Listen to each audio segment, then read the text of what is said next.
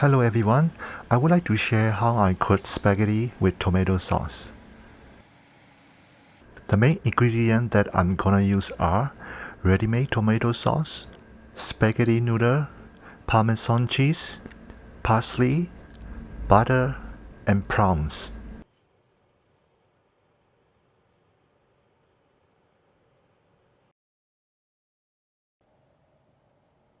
I put some olive oil into the boiling water to prevent the water from boiling over. I think it also helps the noodle not to stick each other.